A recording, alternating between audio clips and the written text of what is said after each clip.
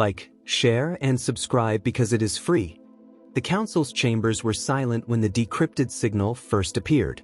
Pulsing frequency, low, steady, ancient. Not from any known species.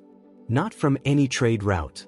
It emanated from the shrouded expanse, a sector long considered lifeless. Scholars dismissed it as solar interference. But Dravik Serral, archivist of the Forbidden Lore Division, knew better.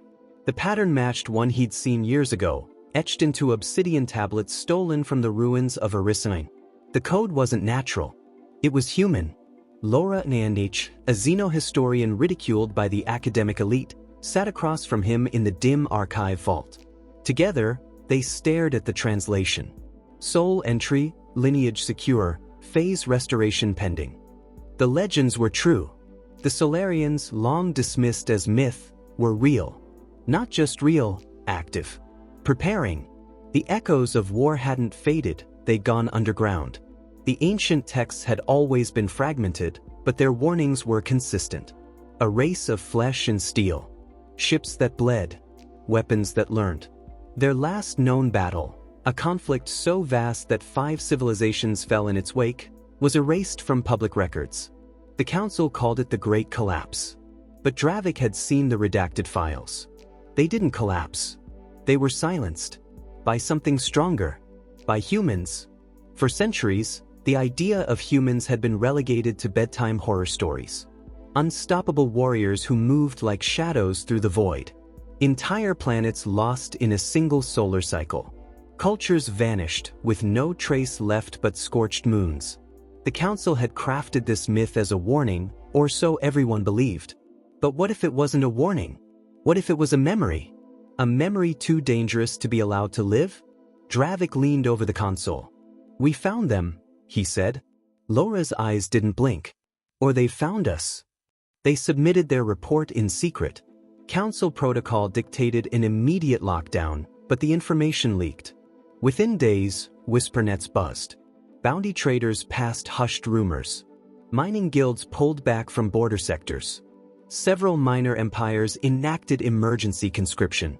Not because of proof, but because of fear. Fear that humanity hadn't vanished. That it had evolved. The council dismissed the claims publicly, but their fleets began repositioning. Defense grids powered up. Scout probes launched toward dead systems. And in every sector, someone was digging. Digging for more myths. For relics. For answers. The archive centers saw record traffic. Fragments of forbidden history were pulled from vaults, decoded, and shared in encrypted bursts. One term surfaced more than any other: phase restoration. No one knew what it meant, but the implication was clear. Humanity wasn't just surviving. It was returning. Deliberately. Systematically. In the farthest reaches of the Pendrell Belt, a listening station caught another ping. Not a signal this time. A movement. Mass displacement of space dust. A gravitational echo like a shadow. Something large. Something coordinated. Laura stared at the report. "This wasn't a myth," she said. "It was a warning to them. A promise from us."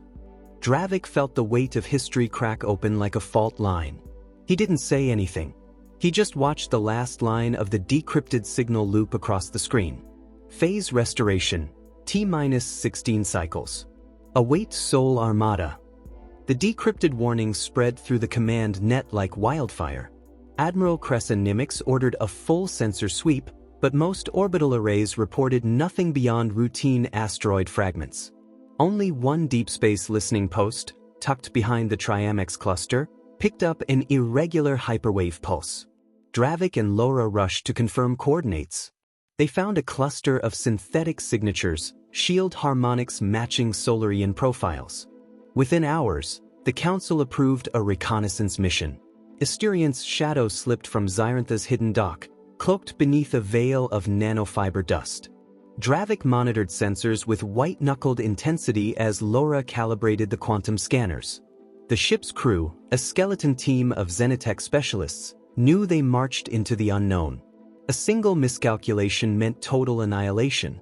The Asterian's reactor hummed, its bioceramic hull resonating with adaptive plating that could heal microfractures on the fly. Humanity's ghost technology, once myth, now guided every precaution aboard their vessel. 7 hyperdrive jumps later, they emerged at the edge of a dark nebula. Sensor arrays flickered as they detected hundreds of mass signatures coalescing into formation. Human vessels, Laura whispered, her voice trembling. At least 12 dreadnought class and dozens of escorts. The warships orbited a planetoid ring, where orbital shipyards bristled with activity.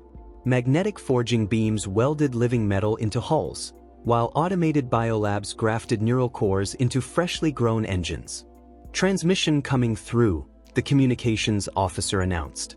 A cool, female voice echoed across the comm channel. Unidentified receptors, state your affiliation. Dravik keyed the console. Council of Xyranth. We're unarmed observers seeking dialogue. A brief pause. Docking bay coordinates transmitted. You are expected. Asterian's shadow descended into the hangar, where human sentience moved with mechanical precision. Their eyes glinted with determination tempered by purpose. The human commander, clad in bioalloy armor that shifted colors with her heartbeat, boarded their ship. I'm Commander Arya Voss, she said. You know that our technology can wipe galaxies. Why risk parley? Dravik held her gaze. Because history matters. We want to understand why you return after centuries of silence. She studied him for a heartbeat. Then follow me. In a cavernous briefing chamber, holographic displays projected human war logs. Battles older than most civilizations unfolded in strobe light sequences. Voss tapped the interface. We left because we were fractured. We survived on Exilium, rebuilt from memory and myth. Now our phase restoration is near completion. We return not to conquer but to reclaim lost knowledge. Dravik's mind raced. He'd found proof of human compassion alongside deadly capability. A sudden alarm shattered the tense calm. Outside, Council interceptors warped into system space, weapons hot. They hadn't waited for permission. Voss's eyes narrowed. Xyranth moves too quickly. Within moments, human escorts intercepted the attackers, disabling them with non-lethal ion nets. The sight of battered but alive Council pilots floating in resin patches stunned Dravik. He realized humans valued life, even in combat. The human armada entered real space minutes later. Dravik felt the enormity of that decision. Fear of humanity had driven Xyranth's forces to attack without cause. Voss's next move would determine whether war ignited or peace found a foothold. Dravik steeled himself. The fate of billions hinged on this moment. Sirens wailed as human dreadnoughts emerged from the nebula, plasma arrays glowing like molten suns. Xyranth's fleet scrambled to form a defensive perimeter, but their vessels moved in disjointed clusters. Commander Voss stood at the prow of her flagship, eyes locked on Admiral Nimix's command cruiser as it charged forward. Hold position, Voss ordered. Let them fire first. The first salvo erupted from Xyranth's guns, crimson bolts streaking toward the human formation. Shields flared, absorbing the impacts as if the blasts were nothing more than sparks. Below decks, Dravik gripped a railing as vibrations rattled the hull. Laura adjusted sensor feeds, searching for anomalies. Most corridors shone with blue-tinted luminescence from living circuitry. Voss entered the control chamber beside them. We must incapacitate their fleet without unnecessary casualties, she said. Target propulsion grids and power conduits. Dravik nodded, recognizing the tactical elegance. Disable and negotiate rather than annihilate. On Xyranth Prime, panic spread through command centers. Planetary shields activated while ground forces erected anti-air turrets. News feeds broadcast images of human ships in real time, a spectacle so astonishing many believed it a hoax. Loyalist factions rallied for war, but others pleaded for restraint. The Council remained silent, paralyzed by indecision as rumor collided with raw fear. In orbit, the human fleet advanced with precision. Escort frigates deployed electromagnetic mines that sabotaged targeting arrays. Drone swarms slipped into enemy hulls, severing connections between reactor cores and weapon systems. Admiral Nimix's flagship shuddered as engines stalled. He barked orders to retreat, but navigation controls were overloaded by adaptive interference. Hull plating rippled as drones embedded nanofibers into the armor, rendering weapons impotent. Voss's voice broke over the comms. "Admiral Nimitz, this is Commander Voss. Surrender now. Any resistance will be met with force." A tense silence followed. Nimitz responded through static, "We refuse to capitulate to myths." With no warning, Voss activated a focused gravity pulse that warped the cruiser's trajectory, sending it spinning into the void. Its engines flared and died, and the cruiser broke apart in a silent explosion of cascading debris. Dravik closed his eyes as the flagship disintegrated before him, embers drifting into the emptiness. Laura placed a hand on his shoulder. "They surrender," she announced, nodding toward the hollow feed. Nimitz's surviving vessels drifted, weapons offline and crews stunned. Voss exhaled. "End this violence," she commanded, her voice carrying both relief and regret. Moments later, a reserve fleet of Xyranth escorts emerged from hyperspace, but every weapon activated against them was disabled by Voss's single command. "No more bloodshed. Hostilities end now." The surviving officers, faces pale, conceded and broadcast terms of surrender without hesitation. Elsewhere in orbit, human repair ships descended on crippled vessels. Engineers implanted regenerative biocircuits, sealing hull breaches in minutes. Defeated pilots knelt on hangar decks as humans offered rations and medkits, treating prisoners with an unexpected compassion. Voss opened a secure channel to Dravik and Laura. "Your people need time to process this. We will withdraw to the shrouded expanse for negotiations, but remain prepared to defend ourselves. Prepare your council." Dravik nodded, voice steady. "Understood. We will ensure the council stands ready." As human warships receded, Xyranth's survivors stared at the void, silent and uncertain. The myth had become reality. Humanity's Armada had arrived not as conquerors but as measured judges. Questions lingered. Would the council embrace coexistence or retreat into fearful isolation? The future balanced on their next move. Time would reveal whether peace could truly endure and if ancient wounds heal. As human warships recede beyond the nebula's edge, silence settles over the debris field. Xyranth's remaining fleet drifts without orders. Human repair vessels hover, deploying nanite swarms that seal ruptured hulls within minutes. Once feuding admirals stand side by side on battered command decks as human engineers offer purified water and nutrient packs. No triumphalism. No gloating. Only measured efficiency. Asterian's Shadow receives a direct transmission from Ambassador Cassandra Rowe. Her voice is calm yet firm. "Your council must convene immediately. We seek terms that respect all civilizations." Dravik Serral relays the message to council chambers. Roaring engines underscore the urgency. With weapons offline, no vessel dares defy the call. Laura Naic accompanies Dravik into the Grand Forum, where every seat, once reserved for rival delegates, now remains empty, awaiting human envoys. Moments later, a convoy of white and silver frigates arrives in orbit. Their hulls bear living veins of bioluminescent circuitry. Docking clamps extend like fingertips, gripping the station. Humans step onto the platform carrying data crystals. Their eyes reflect humble confidence.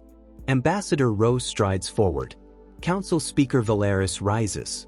No words are exchanged, only nods acknowledge the fragile ceasefire. Conversations begin without ceremony.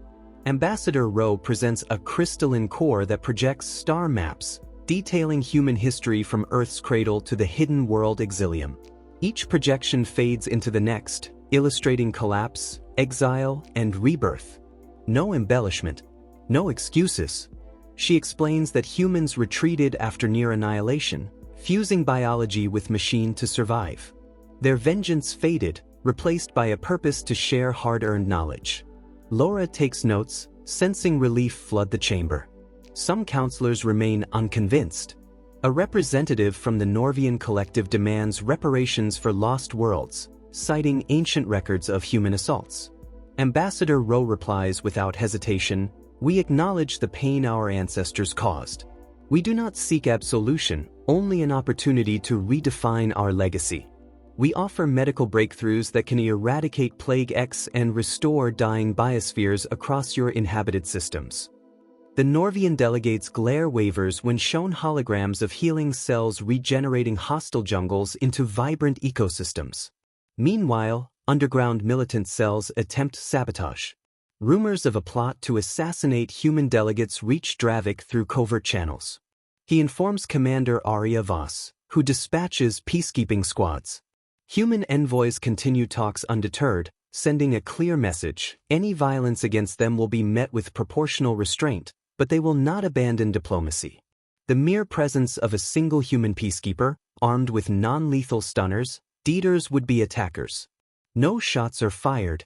Over several cycles, joint committees form. Xyranth scientists collaborate with human biotechnicians to develop atmospheric scrubbers for smog-choked worlds. Xenolinguists receive access to human archives, deciphering lost dialects that once spread across 15 star systems. Laura leads one such team, marveling at circular text strings that encode code and poetry simultaneously. HFY principles shine. Humans uplift others through shared progress, not conquest. Economic barriers erode as trade routes reopen. Human freighters, laden with terraforming seeds and photosynthetic processors, dock at ports once shuttered by fear. Local merchants haggle over prices but find themselves outmatched by the quality of human goods. No one resents prosperity when famine ends. By the end of the quarter, a joint cultural festival is scheduled on Xyranth Prime. Holographic performances depict human dances weaving bioenergetic currents, while local musicians fuse alien instruments with human rhythms. Dravik and Laura watch from the sidelines as diplomats exchange plates of synthesized delicacies. Tension remains, but hope triumphs over suspicion. In the final transmission of this cycle, Ambassador Rowe addresses all worlds. We stand not as legends reborn to conquer, but as partners eager to learn and to teach. Our myths led to fear, our actions will forge trust. Her words echo across the galaxy. The Armada, once feared as a harbinger of doom, now represents unity and renewal. Human myths have become living testimony to transformation, leaving the Galician Reach forever changed.